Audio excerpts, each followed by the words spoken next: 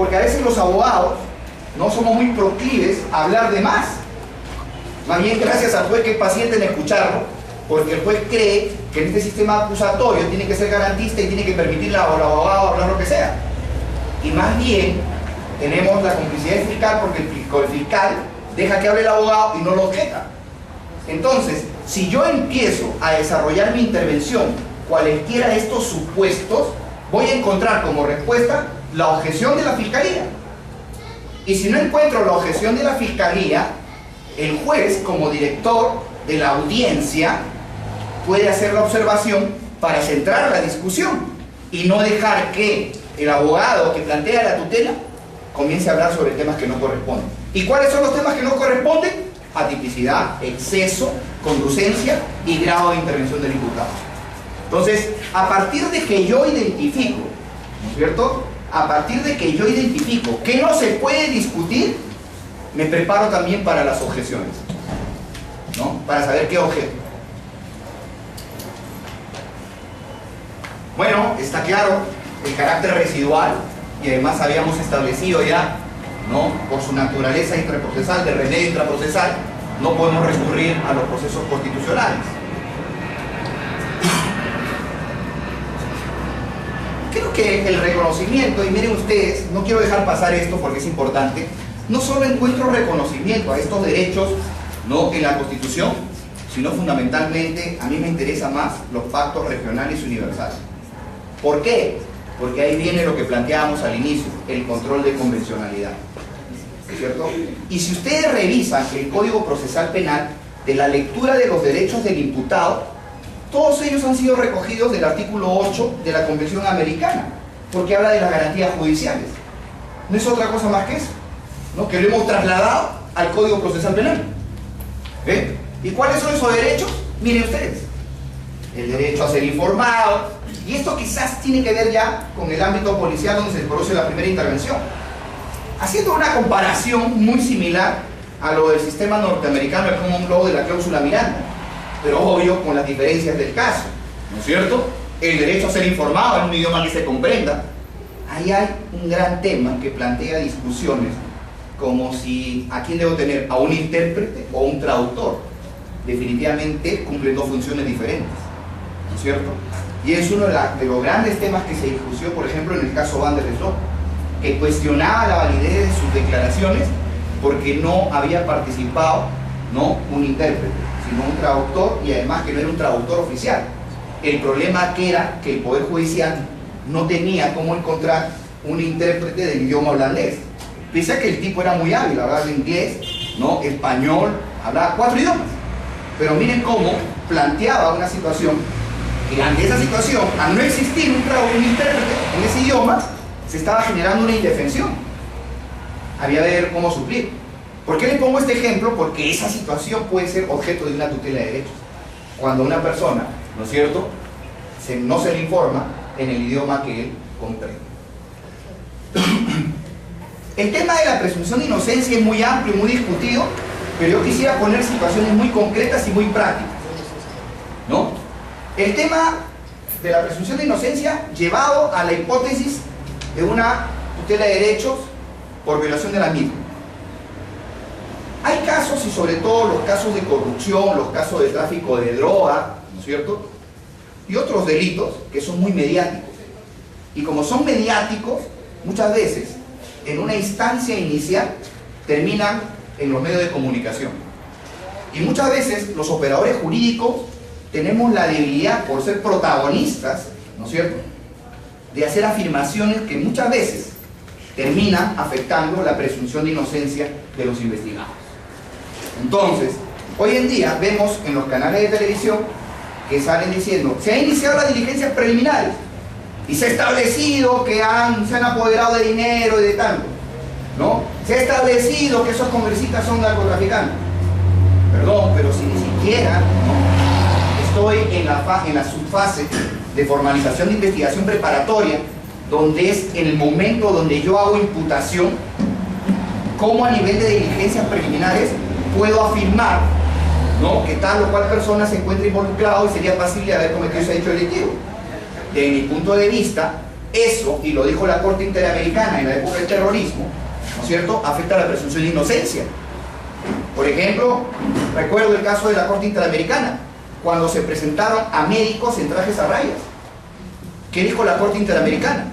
Que la presentación de esas personas en un estado indiciario, ¿no es cierto?, a nivel policial, de presentarlos en trajes a rayas en medio de comunicación, afectaba su presunción de inocencia y violaba su dignidad. Entonces, ahí hay un tema que hay que tener y no hay que perder de vista, que la presunción de inocencia no tiene que ver con la formalización de un proceso, sino tiene que ver con el tratamiento también que se da a la persona del indiciado, del imputado y del acusado, en cualquiera de los estadios. Entonces, se me ocurre a mí, si yo veo que a mi patrocinado lo tratan mal, ¿no?, y lo sacan como responsable, y estoy en su fase de diligencias preliminares, me parece que es muy aventurado afirmar, ¿no es cierto?, que esa persona es responsable, porque el Estado es incipiente. Entonces, ojo, tiene que ver con la conmoción previa detallada al inculpado. Otra de las figuras, hoy en día, en diversas fiscalías, y es válido porque es parte de la estrategia del fiscal, los hechos complejos, donde hay una serie, sobre todo de corrupción de funcionarios, sobre todo en licitación de obras, que hay cantidad de obras, ¿no? Todos esos hechos se inicia una investigación. Y cuando se inicia la investigación, ¿qué hacen? Lo dividen en varias carpetas, ¿no es cierto? Y se presentan dos situaciones. Uno, se divide en varias carpetas y se comienzan a contar plazos diferentes. Primera situación. Segunda situación, que de repente te comunican la disposición de realizar las diligencias preliminares en una carpeta, más no en las otras. Y cuando tú te quieres, ¿no?, revisar las otras carpetas, te dicen: no, usted está personado en una, pero en estas estamos en diligencias preliminares y todavía no le hemos incorporado a usted, así que usted no tiene acceso a eso. Voy a pensar como abogado. Desde mi punto de vista, el hecho es uno: que la Fiscalía, como metodología de trabajo, haya utilizado para racionalizar el trabajo, dividirlo en varias carpetas, no significa, ¿no es cierto?, que hayan varios hechos, ¿no? O sea, ser diferente. Creo yo, desde mi punto de vista, que eso puede constituir una afectación al derecho de defensa. Y también va a generar un problema de control de plazos, ¿no?, que va a ser discutido. La apertura de varias carpetas y contar plazos diferentes. Situación a tomar en consideración.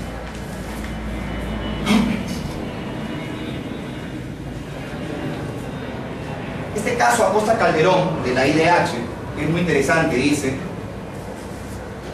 ¿qué es lo que y esto es extensible hoy en un sistema acusatorio, no solamente al juez, sino al fiscal, fundamentalmente como director de la investigación, que dice que están obligados a notificar al inculpado la acusación, y cuando la Corte IDH habla de acusación, lo habla en sentido amplio, no lo habla en el sentido de la acusación en términos formales, llegado al estadio de la fase intermedia y donde ya hay elementos de convicción para pasar a juicio, sino en un sentido amplio, ¿no?, por lo cual se pretende atribuir en forma previa a la realización del proceso. Y miren lo que dice: en forma previa a la realización del proceso. O sea, estamos hablando inclusive de la fase prejurisdiccional. Por eso yo puedo acudir, y cuando me cita la policía, que es algo infrecuente, y puedo pedirle que me dé copia de la denuncia, porque me están citando, y eliminar esa vieja práctica que uno llega a declarar y le dicen: a ver, tome usted conocimiento en este acto de la imputación. No puedo. ¿Por qué? Porque una de las manifestaciones del derecho a defensa, ¿cuál es? El conocimiento previo a la imputación y el tiempo necesario para preparar mi defensa. ¿Cómo voy a preparar mi defensa en ese mismo acto? Esa es una limitación y una afectación al derecho a defensa. Y eso es lo que dice la Corte IDH. Las causas: conocer la detención girada, que dice, ¿no?, la orden girada. O sea, ya no puede satisfacerse este requisito con el solo hecho de decir tal juzgado, expediente y por tal delito.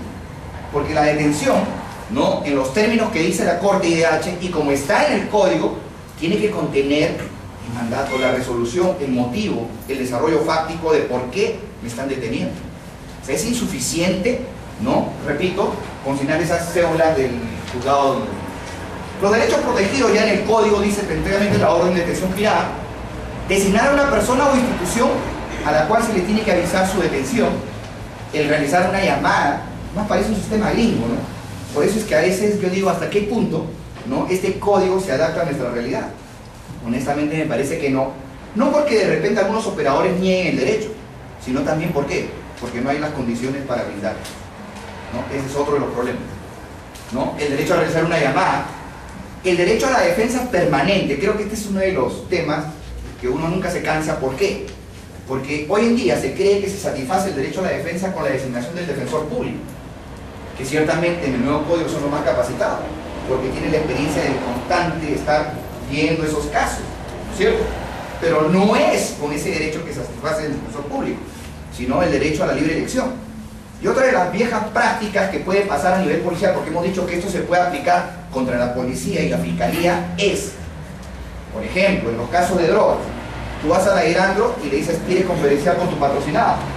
Y que te dice, bueno, ahorita no se puede a tal hora, ya, regresa, está bien, pase en el departamento donde está trabajando y converse ahí, delante de él. Entonces, la Corte IDH que ha dicho que eso no es así. El derecho a designar una hora de libre elección, y además hay un detalle, a conferenciar en privado. Yo tengo derecho a conferenciar en privado. Y eso, ¿saben qué mecanismo tengo en el ordenamiento interno? La Defensoría del Pueblo. Ha habido casos que cuando la policía no accede, y hay abogados que conocen, llevan a un miembro de la Defensoría del Pueblo y le exigen que los permitan conferenciar en privado. ¿Por qué? Porque el derecho es libre elección del abogado y a conferenciar en privado. No, pero es que después usted va a influenciar. En primer lugar, el que tiene la decisión y como consecuencia de la no incriminación de decir aquello que le favorezca es el imputado. ¿Entiende? Usted no tiene por qué preocuparse si miente o no. Por cierto que no existe el derecho a la mentira, ¿no? Porque eso no está posibilizado. Que como la no incriminación yo miente es otra cosa. ¿Ve? Defensor de... Y ojo, no busque solamente que... No, pero el código no lo dice. Porque lo está diciendo la Convención Americana. Y la Convención Americana es ley en mi país. Y lo está diciendo clarísimo. Artículo 8,2 de la CAT. El derecho al inculpado a defenderse personalmente de ser asistido por un abogado de su elección. No por el defensor público siempre.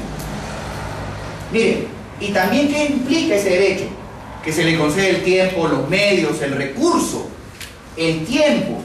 ¿Cómo va a ser que me notifican y en ese acto me hacen conocer, ¿no?, cuál es la denuncia? Y ahí empiezo a declarar.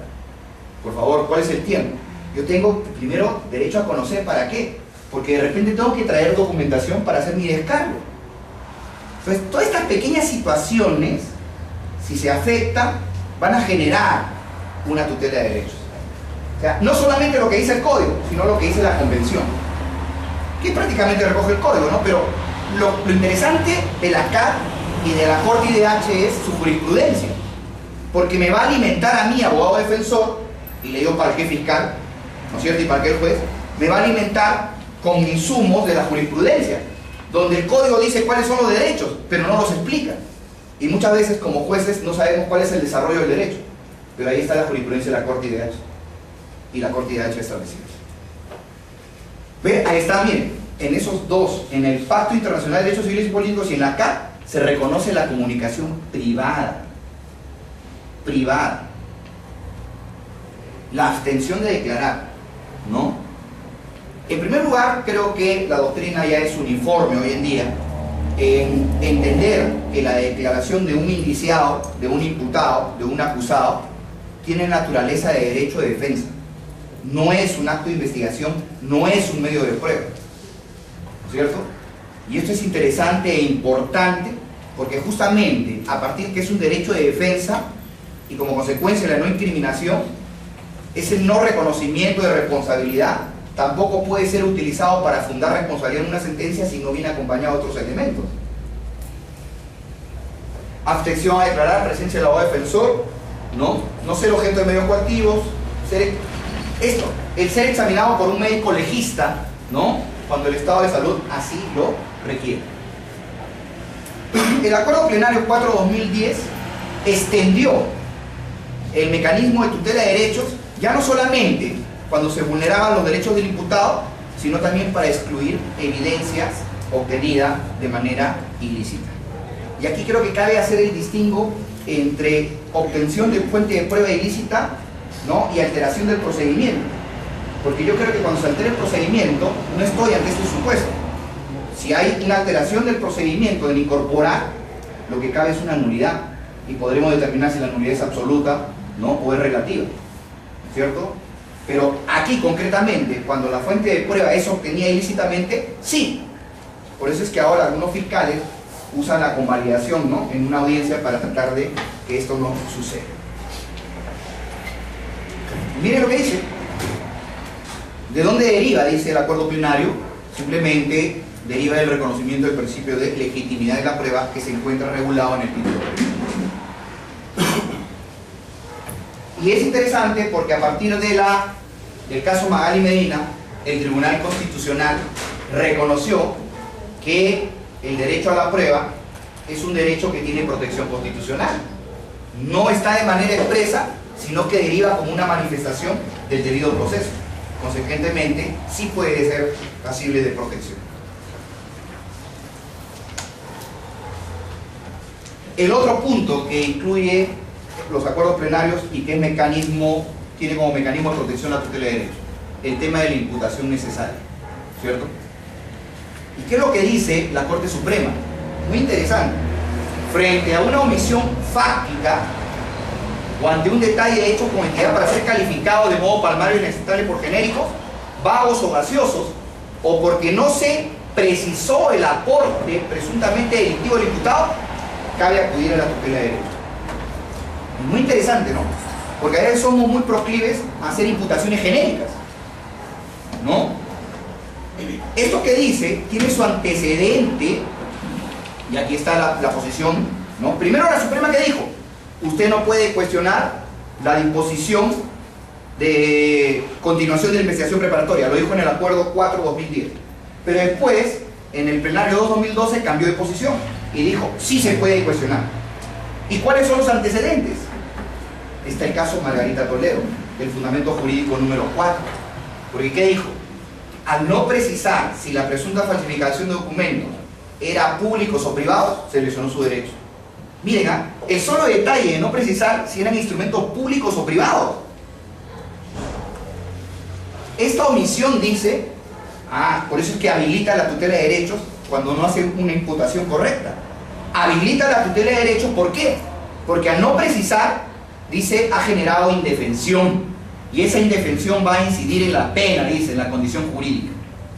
La Corte IDH, en dos casos, en el caso Castillo-Petrucci y Baruch-Ibcher, dijo lo siguiente: miren, la imputación necesaria es el derecho a conocer los cargos, que es definido por la Corte como el conocimiento oportuno y completo. ¿Ven? Oportuno y completo, desarrollo fáctico. Y en el otro caso, inclusive dijo: y este derecho a conocer no solamente queda en sede penal. En el caso Ibcher dijo: no se limita a los procesos penales, sino que inclusive se extiende al ámbito administrativo. La importancia de eso, ¿no es cierto?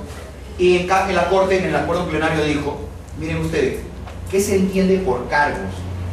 ¿No? Muy interesante, porque dijo: es entendido como la relación o cuadro de hechos. Creo que eso que está entre dos comillas es acontecimiento histórico. Los cargos es eso, el acontecimiento histórico, lo que pasó, el relato de los hechos, ¿no? Pero no cualquiera, sino de relevancia penal. Por eso es indispensable que el imputado sepa con claridad el hecho histórico y las circunstancias que se le atribuyen. Pero también vimos en una parte del acuerdo plenario que yo tengo que delimitar, ¿no?, la participación de cada uno. Porque a veces puedo ser muy genérico como fiscal y decir, ¿no?, los sujetos que participaron en el robo. Pero ¿qué hizo cada quien? Hay falta de descripción de hechos. Consecuencia de la imputación necesaria es eso. Por eso dice: la defensa efectiva no puede quedar rezagada a la intermedia o a la de enjuiciamiento. La defensa se ejerce desde el primer momento de la imputación. ¿Ok? Y si digo yo desde el primer momento, es desde las diligencias preliminares. Así esté en la policía o así esté con el fiscal. Desde ese momento yo tengo derecho a conocer la imputación. Por esto es que dice que la tutela de derecho se extiende no solamente contra los fiscales, sino también contra la policía. Y para evitar eso, el policía tendría que permitir conocer esto. Fundamento jurídico, bien. La pregunta es: ¿puede el juez de investigación preparatoria no convocar a una audiencia de tutela? ¿Podría no convocar si la defensa se lo requiere? ¿Podría el juez decir no voy a convocar a audiencia de tutela? Yo soy abogado defensor y le pido al juez de investigación preparatoria, ¿no?, que convoque una audiencia de derecho porque, si bien es cierto, ya el fiscal asumió, ¿no?, la dirección de la investigación, pero inicialmente la policía estuvo ahí y la policía no me permitió conferenciar con mi patrocinado. Señor juez, por favor, convoque usted a una audiencia de tutela de derechos. La pregunta es, ¿puede el juez decir no? ¿Qué hizo? ¿Qué dice, doctor, usted que dice no? ¿Por qué no? ¿Ya? Tutela judicial efectiva. ¿Ya? Claro. A ver, ¿qué dice, doctora? ¿Qué piensa usted? Yo creo que no puede decir no. No puede decir no. En primer lugar, no conoce los hechos y tendría la obligación de, en ese momento... Pero hay un requerimiento, ¿no es cierto? Claro, hay un requerimiento escrito. Claro. ¿No es cierto? Tiene la obligación de... A ver, yo creo que sí, ¿ah? Sí, sí puede decir no. Por una... Con requisito de derecho, es una vía Es que residual. no nos olvidemos, doctor, tú que le falta. No se preocupe, no se preocupe. ¿Por qué? Porque no olvidemos que también el director de investigación es el fiscal, pero el juez ejerce un control de legalidad, ¿no es cierto? Y además, me pongo un ejemplo para ubicarme. Como cuando yo propongo pruebas, el juez tiene que ver si es pertinente, si es conducente, si no, no la admite.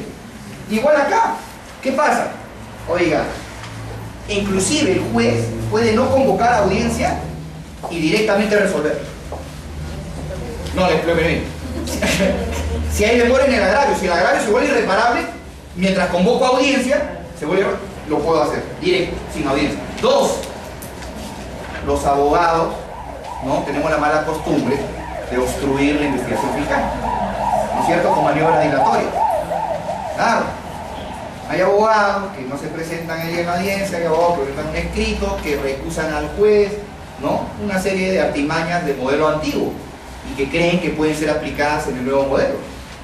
Por ejemplo, imagínense ustedes, ¿no?, hay plazos para hacer observaciones, hay plazos para recusar, y habiéndose vencido el plazo, recuso.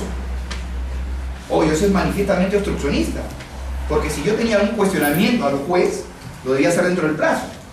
Entonces yo como juez, ¿qué debo hacer? Rechazo liminar.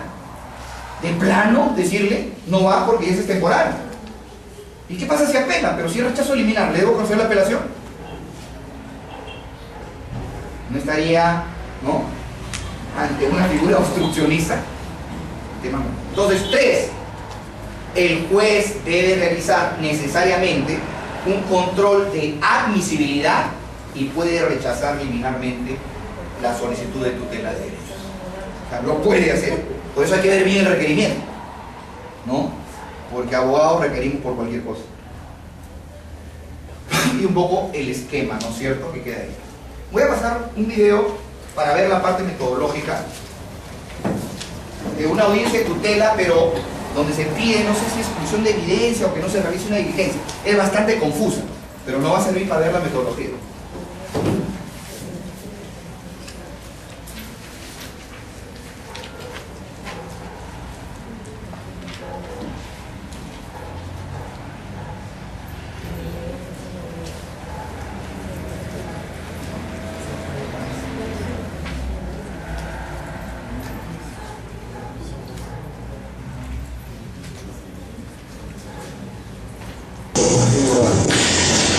Buenos días, siendo las 10 en punto de la mañana, por ante la sala de audiencias del segundo juzgado del Ministerio Público, vamos a dar inicio a la actos por Gerardo Leonidas Castro Rojas.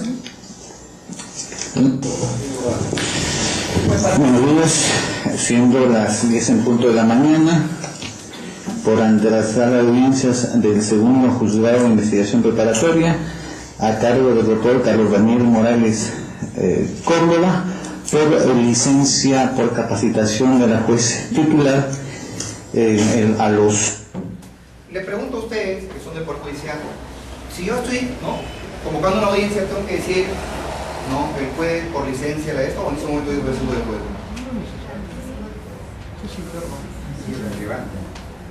Yo soy el que estoy dirigiendo, ¿no es cierto? Ya no me puedo decir la licencia, ¿no? O sea, le digo esto porque son pequeños detalles, pero van a incidir en qué? En la demora de la audiencia. Y vamos a ver otro más, ¿no? Algo que todos repiten en todo el Perú. 22 días del mes de junio del año 2011 se va a dar inicio a la audiencia de tutela de derechos solicitada por Gerardo Leonidas Castro Rojas en contra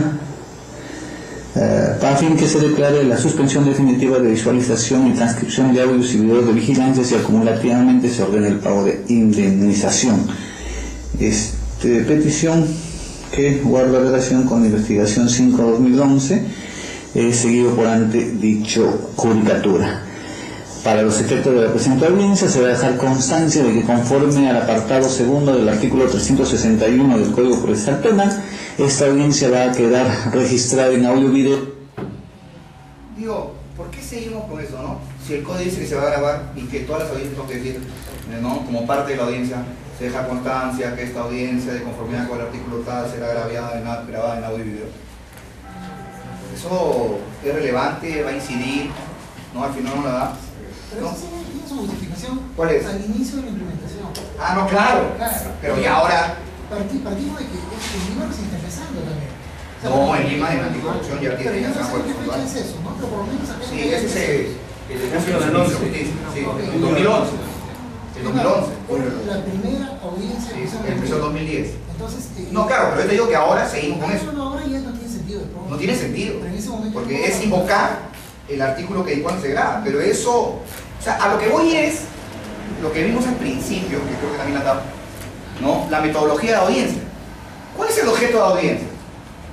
¿A qué voy a la audiencia? ¿Y qué información requiere el juez? ¿No es cierto? Es eso. Pero si el código dice que lo tengo que grabar o no, ¿eso es relevante? ¿No es cierto? ¿Y por qué? Porque podemos seguir, ¿ah? Y le lleva 1 minuto y pico y hasta ahora estamos en el preámbulo y después pasarán 5 o 6 minutos y van a seguir en eso, van a ver. A fin de que quede debidamente graficado la forma en que se ha desarrollado la presente audiencia y se informa también a los sujetos procesales que se van a quedar autorizados para que al término de la conclusión de la presente audiencia, con la sola presentación del medio técnico correspondiente, se le puede dar copia del audio y video de esta audiencia. En este sentido, para los efectos de iniciar, vamos a proceder a la acreditación de las partes procesales. En este caso, vamos. Ya, pero hasta ahí he dicho todo eso que no es trascendente, no es relevante. Después va a venir la acreditación, ¿no? Y por ahí algunos dicen, ¿no? Teléfono de contacto, ¿no? Ya aparece de una página hot, ¿no? Que no sé para qué quiere decir para el teléfono de contacto, o sea, ¿no? El celular, el correo. Y en el requerimiento ahí hay, porque ya estás apersonado para estar a la audiencia. Hay situaciones así. Vamos a ir al tema de fondo. En el tema de fondo, ¿cuál es la discusión? El abogado, los hechos son los siguientes. El viceministro de Justicia había influenciado en unos directores de pesquería para que le otorguen una licencia de unas embarcaciones, ¿no es cierto? Y a cambio creo que le dio $10.000, $20.000. Entonces, parece que ya había información y el Ministerio Público le requiere al juez una orden judicial para hacer una filmación, ¿no? En la sede del Ministerio. Y como corresponde, el juez establece una fecha y un lapso de tiempo. Pero el Ministerio Público hace uso del seguimiento en fecha posterior a la señalada en la resolución. Entonces la defensa dice que la resolución ha indicado por qué tiempo se podía hacer eso y él ha hecho el seguimiento en fecha posterior a la indicada en la resolución.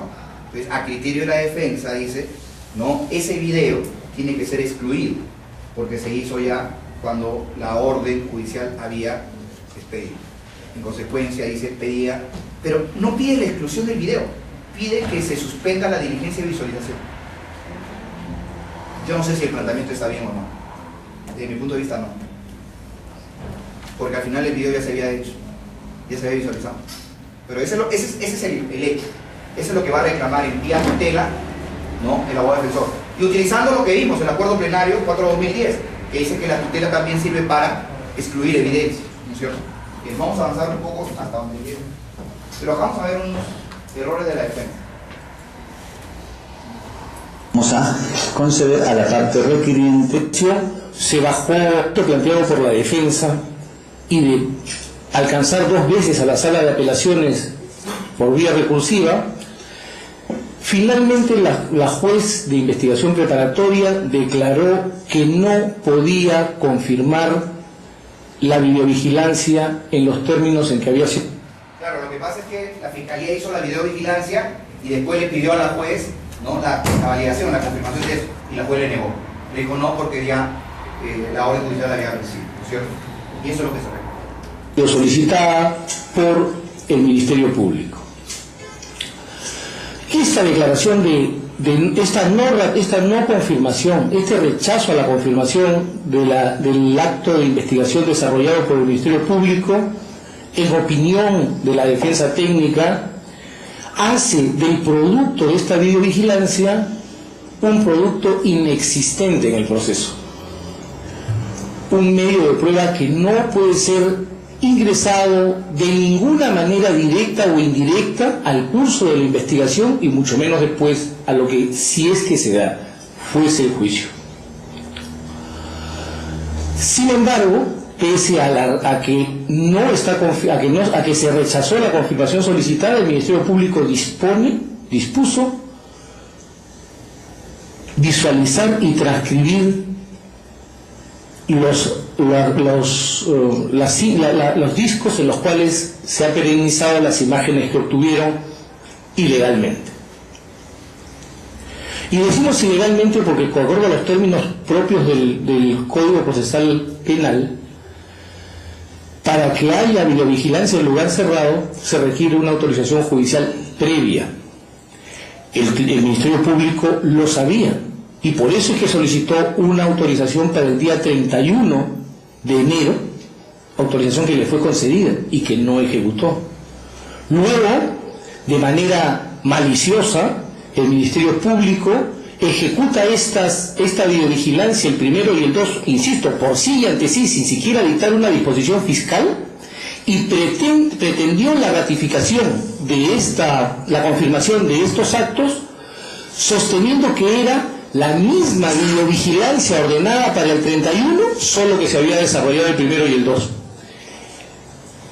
Hubo una confirmación de esto, se aceptó su confirmación, apelamos, la sala anuló la confirmación, se bajó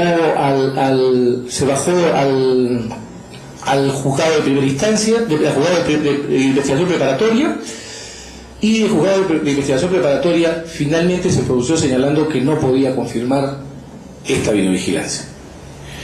De tal suerte, señor juez, que no es ningún tema complicado jurídicamente hablando entender que este medio de prueba está excluido del proceso, que el producto de una actuación ilegal violatoria de derechos fundamentales y además de un procedimiento carente de un procedimiento constitucionalmente legítimo, que ha sido objeto de rechazo por el órgano jurisdiccional, no puede ser actuado.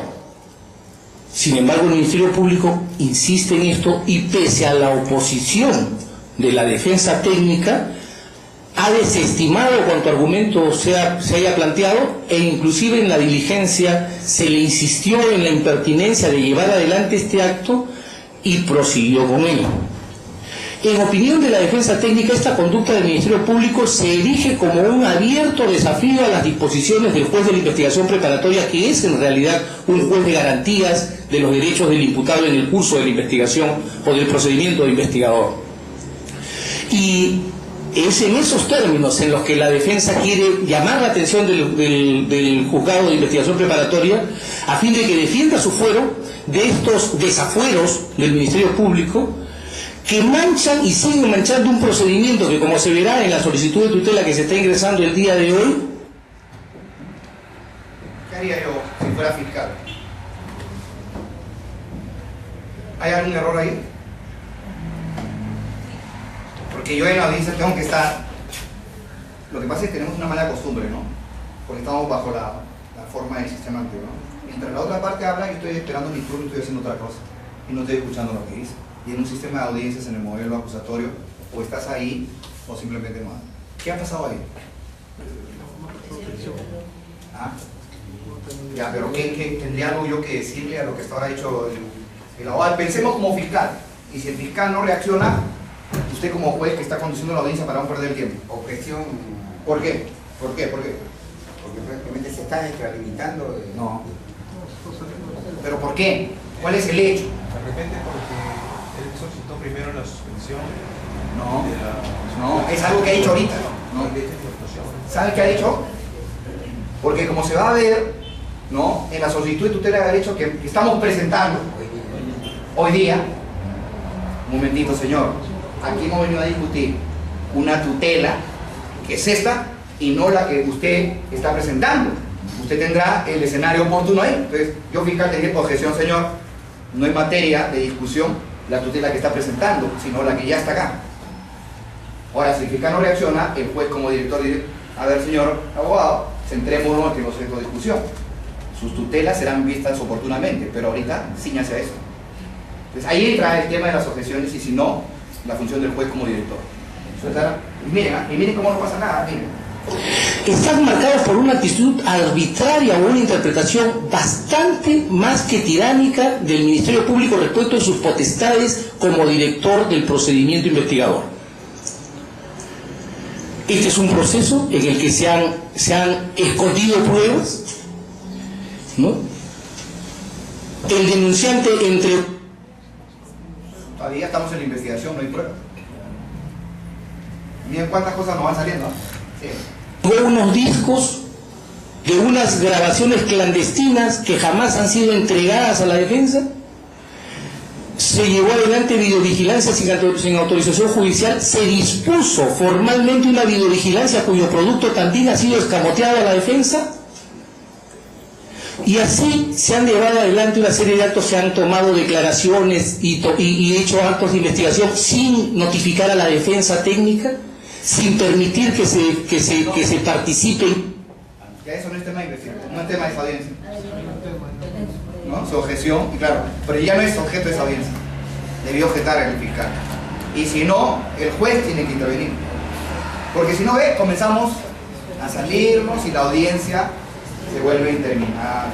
¿Cierto? Sigamos. Ella, conforme al derecho que tiene la defensa técnica reconocido como representante o como vicario del imputado, se llega al extremo de negarle a la defensa la posibilidad de interrogar directamente a los testigos bajo un argumento baladí, que eso solamente se puede hacer ante el juzgado.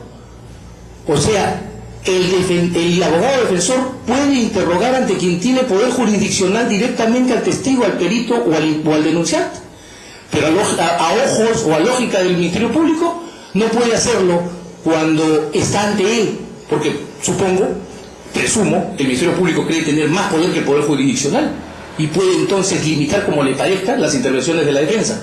Este catálogo que estoy haciendo de cosas que serán discutidas después en otra solicitud, este catálogo que será discutido en otra solicitud.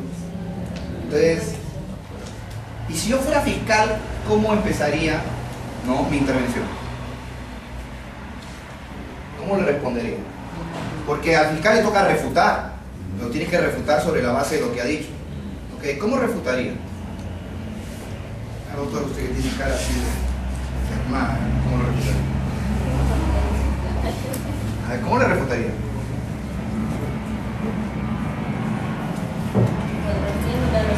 No, pero ¿cómo? Pues a ver, diga, supongamos que está en una audiencia y le toca refutar.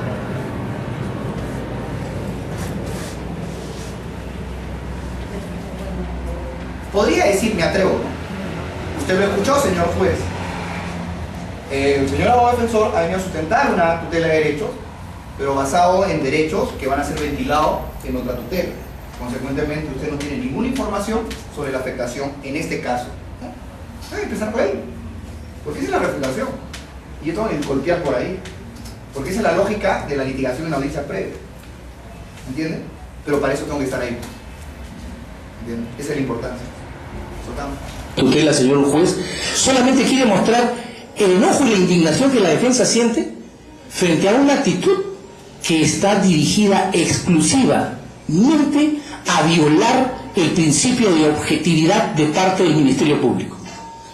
En ocasión anterior, por ejemplo, que fue objeto de debate acá también, en ocasión anterior, ahora ya no habla hacia adelante, sino de lo que fue objeto de debate. O sea, si ya fue objeto de debate en otra audiencia, o sea, hasta ahora no le he escuchado decir ningún fundamento de la audiencia, sino habló de lo que va a ser más adelante en otra audiencia, y ahora está hablando de lo que fue en otra audiencia. O sea, la tiene fácil la fiscal, porque no dijo nada. Y el tema es que yo, juez, ahora estamos viendo la deficiencia, pese a que es un buen abogado, ¿no? Porque tiene una facilidad de palabra y lo hace muy convincente, ¿no? Pero mire, yo, juez, no puedo suplirle la plana a ninguno de los dos, porque yo resuelvo con información que ingresa, y yo no puedo sustituir la labor de uno de ellos, porque si no estaría violando el principio de imparcialidad en un sistema positivo. Pero si la información que está ingresando no es relevante, ¿qué nota está tomando? Eso es lo que no sé, porque el juez Marín debería decir un momentito, señor abogado, usted ya me dijo de lo que va a hacer y me está diciendo ahora de lo que fue. ¿Y cuál es el objeto de acá? Es que el juez tampoco está escuchando. O escucha, no sé, honestamente escribiendo, pero lo que no sé es que escribe, ¿no? O de repente, como era un caso mediático, ya tenía la resolución hecha. Claro, ahí está, claro. Pero ahí está, ¿ves? ¿Se dieron cuenta? No, claro, pero ¿qué tiene? Pues, y además, pero no queda en la obra. Pero a lo que voy yo es, no sé si la idea es esta, ¿no? La técnica de litigación en audiencias previas. No desarrollamos todavía esa técnica. Eso es. Y es por eso que las audiencias se prolongan. Ahí estamos en 13 minutos, va a durar como más de no sé cuántas horas. ¿Ok? Pero mire, van 13 minutos y hasta ahora no se ha dicho nada. Y yo, juez, le diría, señor, por favor, centrémonos en el debate. A ver, y si no, ahí queda. Ya ni le doy la palabra al fiscal. Es como la metodología de una audiencia de prisión preventiva. ¿Cómo hacemos en una audiencia de prisión preventiva? Se acredita todo. El señor fiscal puede hacer uso de la palabra. Y el fiscal se lanza y desarrolla todos los presupuestos en un solo acto. ¿No es cierto? Cuando la metodología debería ser por una cuestión de orden. ¿No? Primero, descríbame los hechos. Porque el juez todavía no conoce los hechos en una prisión preventiva. Y la pregunta es, ¿sabemos describir hechos? La vez pasada hacíamos un ejercicio, ¿no? En una maestría, y pasamos un día, a ver, descríbame los hechos. Un hombre negro entra en un callejón y, premunido de un arma punzocortante, ¿no? Le cortó la cara a la víctima y se llevó sus pertenencias. Yo, juez, no sé qué pasó. Porque todo lo que me ha dicho son conceptos jurídicos. Un hombre negro, bueno, no encima discriminador, ¿no? Un hombre negro, ¿no? Dice, premunido de un arma. ¿Qué fue? Cuchillo, pico de botella, navaja, no lo sé. Le cortó la cara. ¿En qué parte le cortó la cara? Se llevó sus pertenencias. ¿De qué se apoderó? ¿De qué pertenencias? O sea, no sé describir eso. Ese es el primer punto. En una prisión preventiva, describa los hechos. Porque yo, juez, necesito la información para saber si el hecho es grave. Por ejemplo, le cortó con un cuchillo de 30 centímetros en el pómulo izquierdo y le hizo un corte que requirió 35 puntos. Se llevó sus joyas, su collar, 500 soles, ¿me entiendes? Tengo que describir, esa es la descripción de hecho. Y luego, ¿ha entendido imputado que está presente? Sí. Señor fiscal, pasemos al primer presupuesto. La causa suficiente. ¿Por qué? Porque ¿qué pasa si el fiscal no desarrolla la causa suficiente? ¿Para qué vas a pasar al siguiente presupuesto? Porque el juez lo puede cortar. Bueno, señor, no hay causa suficiente. Ahí. Igual acá. Si yo veo que el abogado no está desarrollando, ¿para qué voy a esperar que termine y le voy a dar otra palabra si no me ha dado información para resolver? Pero nosotros en la práctica hacemos. Nos soplamos, disculpen la impresión, que hablen todo lo que quieran y nos iremos varias horas. ¿No? Vamos a adelantar una parte para el fiscal, algo que también hay muy interesante. Solicitamos unos medios probatorios que nos declararon impertinentes. En primer lugar, parece ser que el Ministerio Público de Tomás tenía Gerardo Cast estas interrogantes. Lo que no desea Gerardo Castro que se conozca es lo que está tratando soy abogado defensor, ¿qué hago ahí? No están en etapa de prueba. O sea, claro, hay esta objeción, ¿no es cierto? Que no es una audiencia de pruebas. Y nos guste o no, está exhibiendo, ¿no es cierto?, del video la toma fotográfica. Entonces, ¿ya para qué? Con eso al juez prácticamente ya lo, ¿no? Ya no entra a discutir. Oye, tú podrás leer el acta de la intervención que describe, pero eso no puedes hacer. Pero suéltalo, vamos a ver a qué hora reacciona, quién reacciona. De que no sea visualizado por un órgano La jurídico. abogada recién, la asistente le dice, su asistente. Oye, doctor, mire, le dice, ¿no? La practicante sabe más. No puede hacer eso, le dice. ¿No? En la clase de mi profesor en la universidad me enseñó que eso no se puede hacer. El abogado no estuvo. ¿Se da cuenta? Ahí está. No tenemos capacidad de reacción en la audiencia. O sea, no sabemos litigar en la audiencia. ¿Se da cuenta? Bien, pasamos a otra. No puedo pasar todavía porque es muy largo, ¿no? Y ya me queda más que media horita. ¿Okay? Vamos a hablar ahora a otro.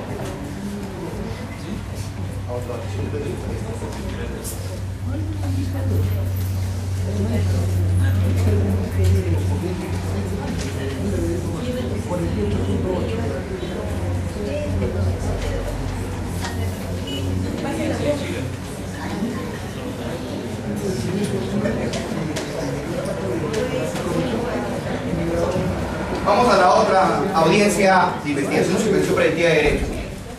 Muy interesante porque muchos recurrimos a la prisión preventiva y cuando pedimos la prisión preventiva decimos que existe peligro procesal, concretamente perturbación de la actividad investigativa y que se puede afectar, ¿no es cierto?, la fuente de prueba o se puede influenciar, ¿no?, los testigos y cosas por el estilo. Pero hay un detalle que a mí me parece muy interesante, que contiene sobre todo delitos, ¿no?, contra la administración pública, el delito de corrupción de funcionarios. ¿Cuál es la siguiente? ¿No?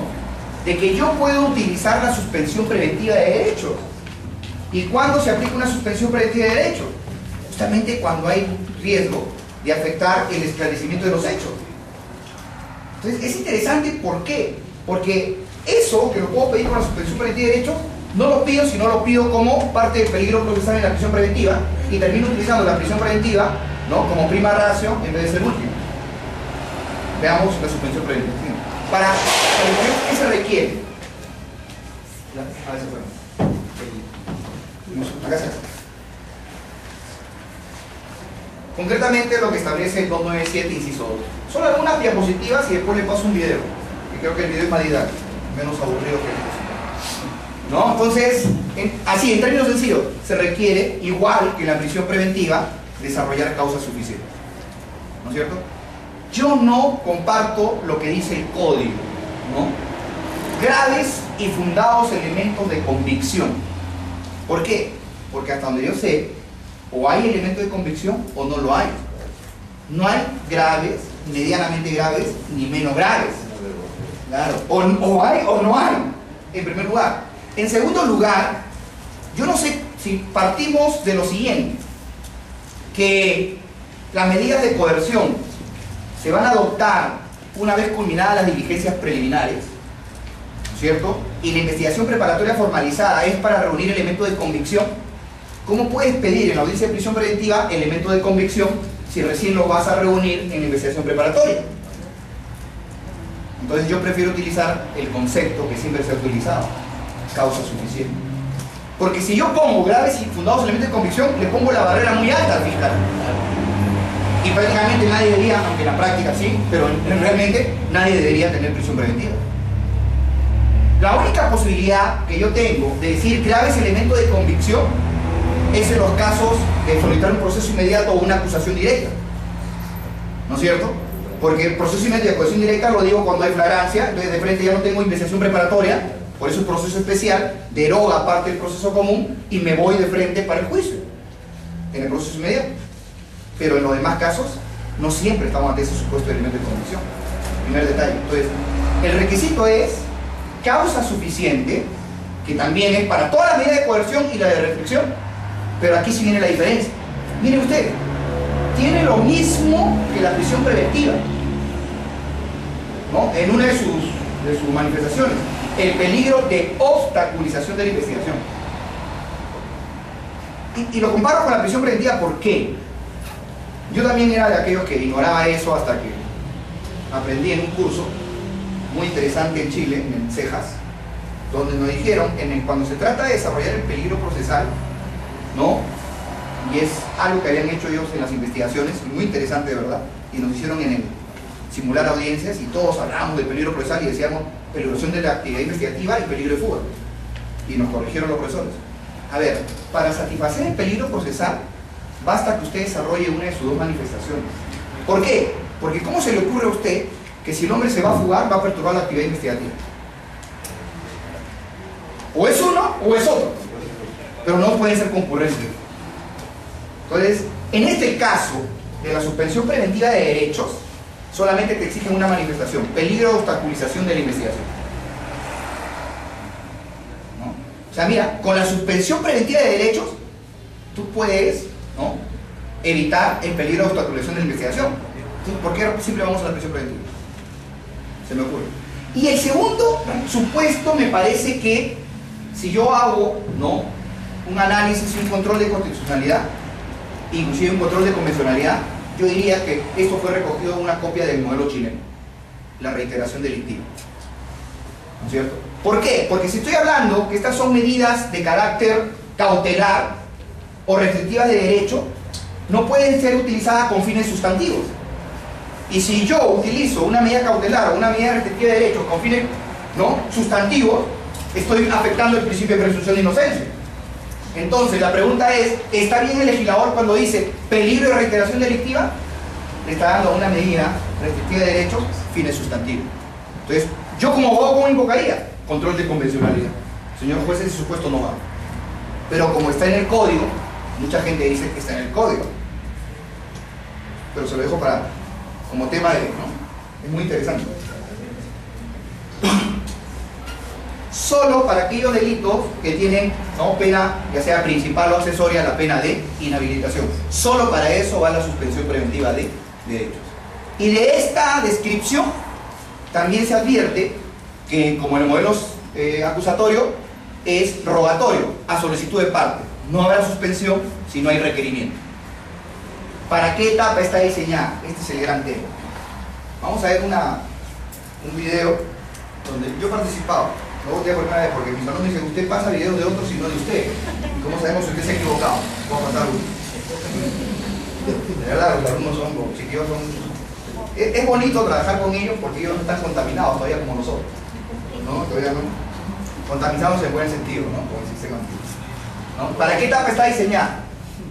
Diligencias preliminares e investigación preparatoria formalizada. ¿No? Fundamentalmente, ¿por qué? Por la sencilla razón que dice, ¿a dónde apunto? Al peligro de obstaculización de la investigación. Entonces la pregunta es, ¿puedo pedirla para el juicio? Partiendo de sus miras, su propio presupuesto. Por eso decimos para diligencias preliminares, porque hay fiscales que ya iniciaron las diligencias preliminares y la policía le dice, no, pero acá mire esto, no, todavía no, y no piden la suspensión preventiva de derechos. Y de repente un alcalde o alguien, ¿no?, si tú lo dejas en el cargo, comienza a cuadrar todo, a desaparecer la fuente de prueba. Entonces, no debes esperar formalizar la investigación preparatoria para pedirlo. Lo puedes pedir desde el momento mismo de las diligencias preliminares. Porque es ahí donde yo logro obtener la fuente de prueba, no en la formalizada. Miren cómo no utilizamos mucho este mecanismo, es muy interesante. Ahí están las clases de medidas: suspensión temporal, patria potestad, prohibición de ejercer actividades profesionales o comerciales, autorización. El objeto de discusión en la audiencia. Esto siempre debe estar claro, ¿no? ¿A qué voy a esta audiencia? A esta audiencia no voy a decir pues sobre la prisión preventiva, ¿no?, el hecho imputado. A esta audiencia voy como fiscal a acreditar con elemento de convicción, primero, la causa suficiente. ¿Cuáles son, ¿no?, los actos de investigación preliminares que vinculan al imputado con el hecho? O sea, tengo que señalar eso. ¿Y cómo? Nada más. Como si estuviera en una prisión preventiva, igualito, ¿no? Es lo primero. Y lo segundo, la defensa, ¿qué hace? Cuestionar el peligro de obstrucción o reiteración, ya que hay diferencia fiscal, este tiene la opción de atacar un solo requisito, ¿no es cierto? Fundamentalmente en la práctica es eso. Yo como abogado defensor, lo que tengo que atacar, ¿qué es? Que no hay riesgo de afectar la actividad investigativa. Porque generalmente cuando se ha formalizado una investigación es porque ya hay causa suficiente. Entonces, eso es muy difícil de cuestionar, ¿no? Entonces ahí tengo que atacar. ¿Okay? Vamos a ver el video, que es más ilustrativo, pero no sé si está...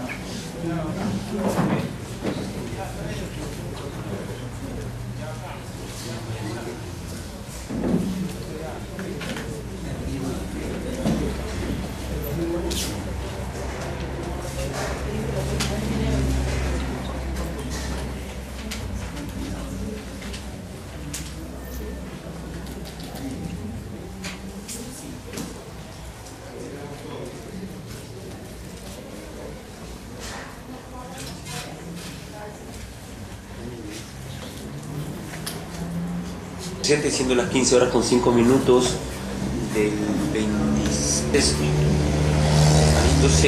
de 229 de 2012, que se refiere a de medidas de suspensión preventiva de derechos. Estamos solicitando que, conforme al artículo 298.b, 298 inciso 1 literal b, se les suspenda temporalmente a ambos ahora acusados en el ejercicio de sus cargos, empleo u omisión o comisión de carácter público en el Ministerio Público. Conforme se ha venido debatiendo en anteriores oportunidades, los dos son todavía a la fecha trabajadores del Ministerio Público, quienes fueron... Mala costumbre, ¿no? Como se ha venido debatiendo en anteriores oportunidades, estamos en otra audiencia. ¿No? Un pequeño detalle, nada más. Es algo que ya se nos ha hecho. Fueron destacados al Instituto de Medicina Legal, y en su oportunidad fueron destacados a su vez al Ministerio de la Mujer y Poblaciones Vulnerables, precisamente, que es donde son intervenidos en flagrancia delictiva. Bien, los fundamentos que tenemos son, primero, que existen suficientes elementos probatorios de la comisión del delito que vinculan a los imputados como autor o partícipe del mismo. ¿Por qué le tengo que decir al juez lo que dice el derecho? Si el juez conoce el derecho. La mala costumbre que tenemos todos, ¿no? Sea de fiscal o defensa, leemos el artículo. Y lo que yo le tengo que exponer no es el artículo, sino el hecho y el elemento objetivo. O sea, le empiezo a leer que cita suficientes elementos que vinculen al imputado. ¿Acaso el juez estará aburrido de escuchar las veces que le repiten ese artículo? ¿Ve? Y ahí perdemos tiempo también. Eso tal. Conforme fluye de las investigaciones del Ministerio Público en conocimiento, en fecha 11 de octubre del 2012 se recibe, eso es del año pasado, se recibe la denuncia verbal de las personas de Maribel Rosana Quesada. Miren, el hecho fue el año pasado, y un año después pide suspensión preventiva de derechos. La oportunidad, otro requisito, la oportunidad para pedir la suspensión preventiva. La pregunta es, después de un año, estamos a puertas del juicio, ¿cabe pedir la suspensión preventiva de derechos? Más bien, no ha habido diligencia en el fiscal, ¿no es cierto? Porque tú esperas un año para decir suspéndalo. Vamos, sigamos. Salinas y Alberto Bray Ruiz Espinosa, ambos convivientes, quienes señalan de que habían concurrido a las instalaciones del Ministerio de la Mujer y Poblaciones Vulnerables, donde prestaba servicio de vigilancia la denunciante, a efecto de consultar la viabilidad de que se le practique a su pareja un examen psicológico requerido por la comisaría del RIMAC en mérito a una investigación de violencia familiar. Esta citada denunciante es atendida por el segundo de los nombrados, esto es el señor Cornejo Urbano, quien era asistente administrativo del referido departamento, quien le señala su anuencia y señala que la persona que pasaría dicho examen y con quien tendría que conversar sería con el psicólogo a cargo de dicho departamento. Esto es el señor David Antonio Vizcarra Domínguez. Conversado, indagada la situación, el citado psicólogo le indica que esto le costaría la suma de 200 nuevos soles, y ello no solamente a que se practicaría el examen psicológico requerido por la comisaría del RIMAC, sino que además se le favorecería en el resultado que emergería de este. Ante tal propuesta, refrendada obviamente por el jefe o por el titular de dicha oficina,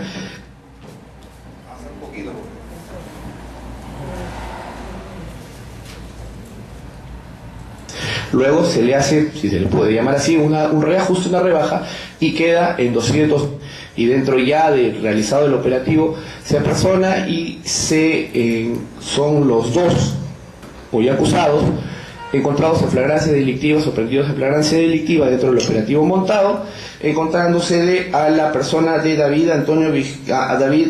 Luis Alejandro Cornejo Urbano, los 2 billetes de 200 nuevos soles, donde se establece positivo para reacción fluorescente en la cara izquierda de los dedos de la mano derecha e izquierda, así como en la zona dorsal de las mismas manos, hechos que demostrarían que el acusado Cornejo Urbano recibió los 2 billetes de 100 nuevos soles. En el caso del acusado Vizcarra Domínguez, el resultado obtenido fue la escasa fluorescencia en las palmas de las manos. La fluorescencia es muy tenue, color anaranjado. Luego se procedió a pasar la luz ultravioleta UV en las prendas de vestir del intervenido en mención y no se halló fluorescencia alguna negativo en prendas de vestir para fluorescencia color anaranjado. Lo que significa que sí, o sea, si no se le encontró, como dicen, lo que significa que sí. Es una falacia, ¿no? Porque si al otro no se le encontró nada, ¿cómo puede decir que sí? Es algo, ¿no? ¿Sabe para qué me sirve eso? Para mi alegato de apertura. Porque en mi alegato de apertura yo voy a editar eso. Al otro no se le encontró, como un tema. No lo dije yo, lo dijo el fiscal. Y así abro mi alegato de apertura. El método corruptor pasó por las manos del referido acusado, pero se encontró en las pertenencias ya, en la esfera de dominio de su coacusado, esto es del asistente administrativo. Mire, se encontró fuera de dominio, en la mano de su coacusado, o sea, no de él. Y ahí no se encontró nada, entonces, ¿no? ¿Saben por qué? Por eso es que sí no los videos. Porque esos videos me van a servir para utilizarlos. Los puedo utilizar un video de una audiencia anterior para en mi alegato de apertura, porque el código permite utilizar videos. Se hicieron las correspondientes, según lo fluye de sus propias declaraciones, y de acuerdo a los contratos sujetos a modalidad por servicio respectivo de fecha 27 de septiembre del año 2006 y 4 de enero del año 2010, los cargos de ambos se encontraban vigentes, toda vez que habían sido renovados mediante adenda, con lo cual se da cumplimiento con el entroncamiento exigido por el tipo penal, esto es, que sean funcionarios o servidores públicos. Sustanciada conforme fuera la investigación preparatoria correspondiente, se procede a emitir acusación fiscal el 3 de mayo del año 2013, porque consideramos que ha sido demostrada la responsabilidad de ambos acusados, esto es, de David Antonio Vizcarra Domínguez, al asesor psicólogo forense del departamento que estaba destacado en un consultorio psicológico del Ministerio de la Mujer y Poblaciones Vulnerables, y el trabajador del Ministerio Público destacado en el Instituto de Medicina Legal, así como también su coacusado, que vendría a ser el asistente administrativo Luis Alejandro Cornejo Urbano, ambos autores de delito contra la administración pública en la modalidad de cohecho pasivo específico y cohecho pasivo propio respectivamente. Igual, hasta ahí, ¿cuál es el fundamento para suspender?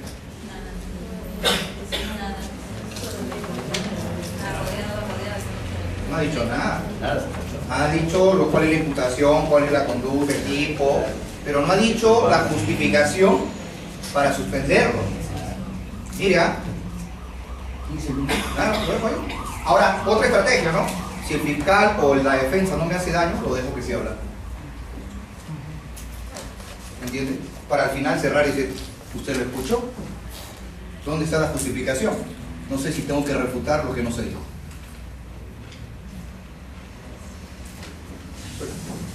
Como usted mismo lo ha indicado, ya se estableció la validez de la acusación y se ha solicitado para el primero de los nombrados 8 años de pena privativa de libertad y 8 años de inhabilitación conforme de acuerdo a la... Esta ha sido parece una acusación, no parece una suspensión preventiva de derechos. Totalmente, ¿no?, fuera de lo que es objeto de la convocatoria. No es eso de lo que hemos ido a discutir.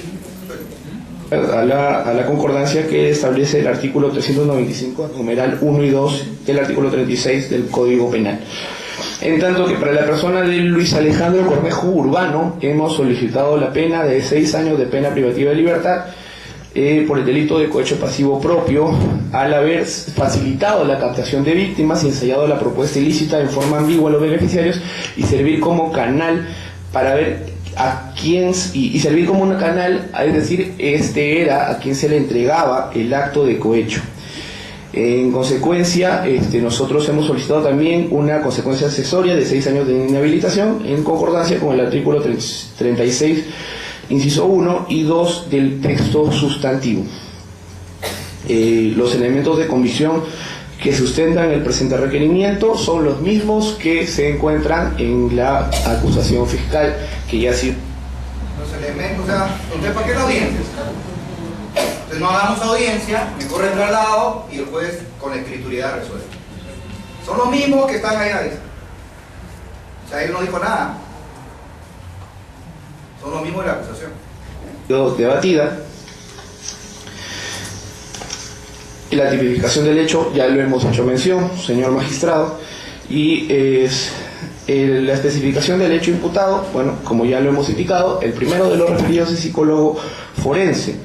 Condicionó el resultado de emitir la entrega de un requerimiento espurio ascendente a la suma de 200 nuevos soles, conforme inicialmente lo reconoce en su declaración.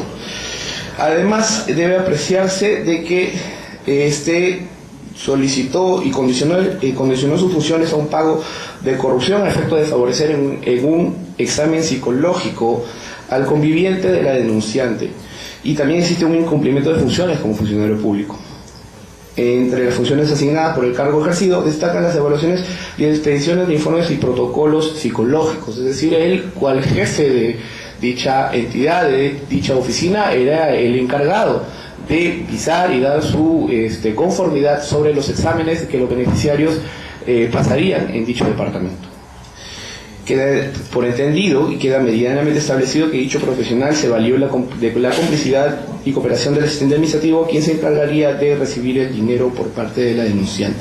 A su vez también el propio asistente administrativo era el encargado de recepcionar la documentación y programar las fechas de evaluación.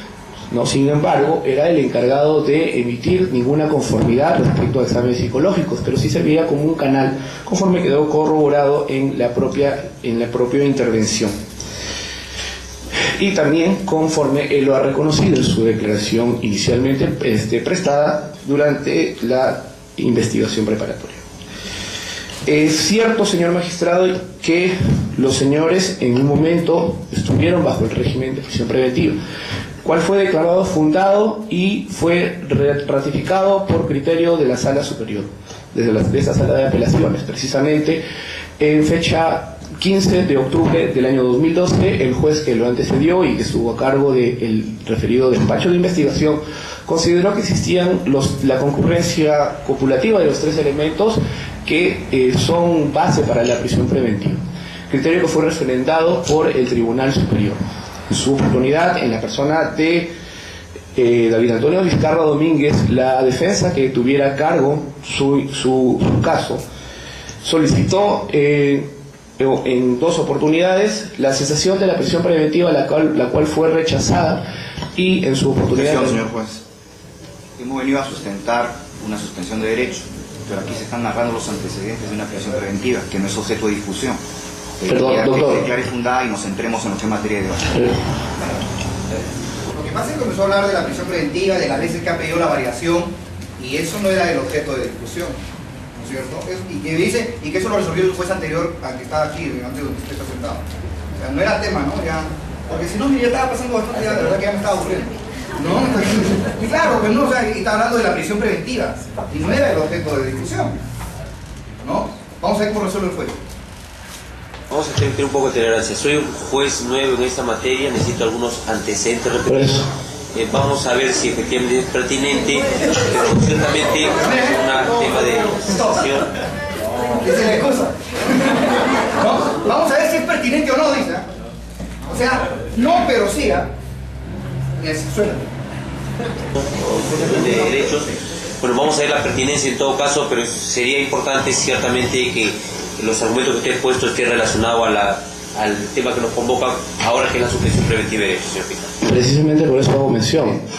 Porque O sea, dice, lo voy a dejar, pero mejor es que usted hable sobre lo que es objeto de la audiencia. ¿No? O sea, reconoce que no está hablando. Por eso es que yo objeté la suspensión preventiva. establecido no por el juzgado. Pues si me diga que simplemente están viendo detención, ya está.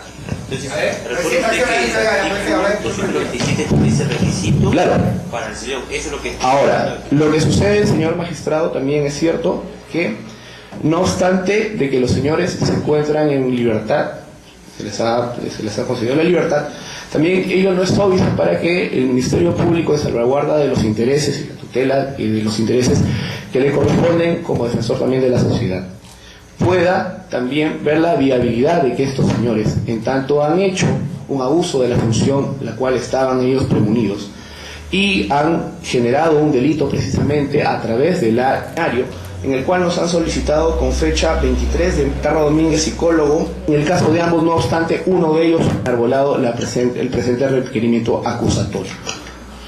Por esas consideraciones, nosotros esperamos que vuestro despacho declare fundado la suspensión preventiva de derechos solicitada por el despacho fiscal. Muy bien, teniendo en cuenta que nos encontramos en discusión un tema de cesación y renovación de su contrato. En su totalidad. Adicionalmente quisiera precisar. Señor juez, permítame iniciar mi intervención haciendo una cita del requerimiento del señor fiscal de esta suspensión preventiva de derechos, concretamente en la página 11. Textualmente el fiscal refiere: así las cosas, y si bien es cierto la investigación ya concluyó, procediéndose a emitir acusación, por lo cual no se configuraría en su totalidad el supuesto de obstaculización de la verdad. Le respondo con su propio requerimiento. O sea, él dice que ya no hay obstaculización. Entonces, si no hay obstaculización, ya no hay el presupuesto. ¿Para qué nos ha llevado ahí? ¿Entienden? O sea, eso fue me centro solamente en el punto de, lo que es discusión de debate. Esta es afirmación del Ministerio Público. Y es importante tener en cuenta por qué. Porque cuando leemos el código hay que hacer una interpretación sistemática y no aislada de los dispositivos legales. Entonces yo lo invito a revisar concretamente el título tercero, cuando hace referencia en el capítulo 1 a lo que es búsqueda de pruebas y restricción de derechos. Y justamente la medida que requiere el fiscal es de restricción de derechos.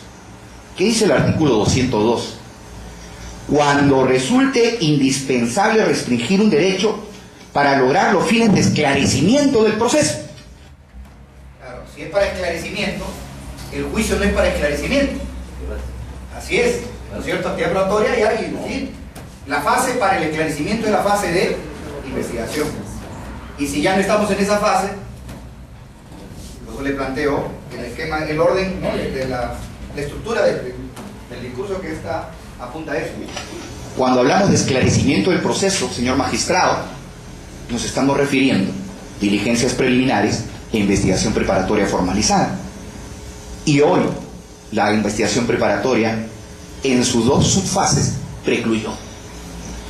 A mayor abundamiento, la doctrina, el Instituto de Ciencia Procesal, ¿no?, hay un artículo muy interesante que justamente hace referencia a esta novísima institución que nunca había sido aplicada, y señala cuáles son los criterios que se deben adoptar para tomar una medida de esta naturaleza. Y uno de ellos es la oportunidad. ¿Y qué significa la oportunidad? Que esta medida, dice textualmente, es restringida a las diligencias preliminares y toda la investigación preparatoria. Señor juez, ha precluido la fase de investigación preparatoria desde el punto de vista de la Fiscalía, que ha sostenido una acusación. Él no necesita esclarecer hechos porque en su tesis ya tiene los elementos de convicción para acusar. Consecuentemente, carece de sustento la petición hecha. Y finalmente, para no distraer más su atención, como bien lo dijo mi colega, el requisito fundamental es desarrollar con elementos objetivos de qué manera se puede dificultar la investigación. Habiendo precluida esta, no va a existir ningún elemento objetivo. Y no hemos escuchado absolutamente nada de la Fiscalía. Yo he anotado lo que ha dicho. Dice, quienes han venido siendo investigados. Queda entendido meridianamente. O es o no es, pero no hay meridianamente. Considero que deben ser suspendidos. Es meritorio señalar que se le ha iniciado un proceso disciplinario. Se nos ha pedido que se le informe el estado del proceso. Se les investigó en su momento. ¿Dónde está la justificación de la necesidad de privar provisionalmente del derecho a mi patrocinado David Vizcarra Domínguez? Definitivamente, señor juez, usted no ha escuchado absolutamente ningún sustento y mucho menos ha encontrado usted, atendiendo a la preclusión de la etapa, los argumentos para suspender preventivamente los derechos de mi patrocinado. Y finalmente, es interesante, y esta es una de las exigencias del nuevo modelo procesal, que hay que estar investigando, y con mayor razón el fiscal. A la fecha, mi patrocinado no se encuentra en el cargo que desempeñaba cuando ocurrieron estos hechos. El gerente central de Potenciación de Humano ha extendido una constancia, y hago extensiva para el Ministerio Público y la Procuraduría, por intermedio del juzgado, en el cual dice que desde el 6 de mayo del 2013 desempeña el cargo de psicólogo en la Gerencia Central de Potencial Humano. ¿Y cuáles son las funciones que cumple actualmente mi patrocinado? Evaluar al personal que ingresa al Ministerio Público y estar en el proceso de capacitación del personal del Ministerio Público. Consecuentemente, no tiene trato directo con ninguna persona, es decir, no hace consultas. Son estas consideraciones por las cuales la defensa de David Vizcarra Domínguez, ¿no?, atendiendo a que la investigación ha precluido, 2, a que el fiscal no ha justificado bajo ningún momento cuál es el riesgo, el peligro con elementos objetivos, y finalmente, de que el puesto que desempeñaba es diferente al que hoy posee, que la defensa solicita se declare infundado el pedido del Ministerio Público de suspensión preventiva de derecho. Creo que utilicé 5 minutos máximo, ¿no? Pero se centró en eso. Y además hay un detalle. El otro coacusado ya no trabaja en la institución y también le estaba pidiendo suspensión preventiva de derecho. Incluso va a ser lo de mi colega, ¿no? Porque ella dijo, señor, ya en el caso de mi patrocinado no tiene sentido porque él ya renunció. Entonces, ¿cómo le puedes pedir la suspensión del cargo que desempeña si renunció? Y 2, mi patrocinado ya no estaba trabajando ahí, lo habían cambiado. Y él estaba pidiendo para el otro cargo. Entonces, a lo que iba es, oye, tú como fiscal tienes que hacer el seguimiento del caso. O sea, no sabía dónde estaban ellos. No sabía que uno ya no trabajaba y que el otro ha sido cambiado de cargo. ¿No? 2, le estaba ya precluido. Obvio, el juez resolvió declarando infundado el pedido, apelaron y la sala ha confirmado declarando infundado. Muchísimas gracias por su atención.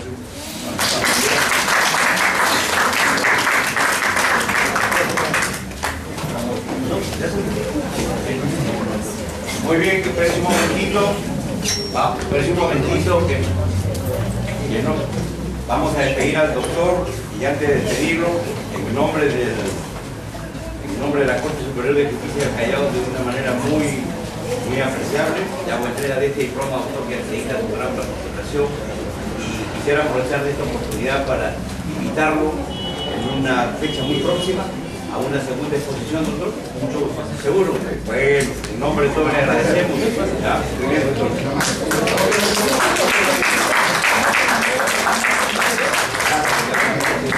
Está bien.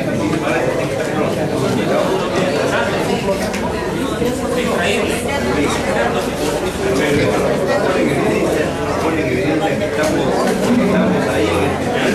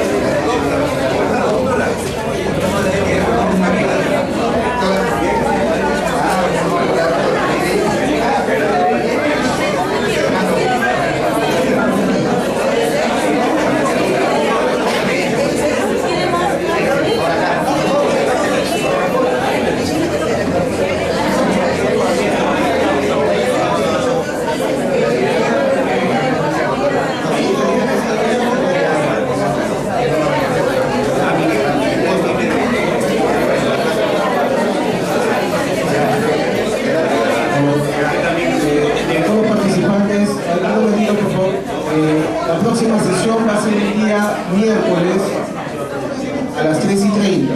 Nada más a conocer. El próximo expositor va a ser el doctor Leopoldo Bono.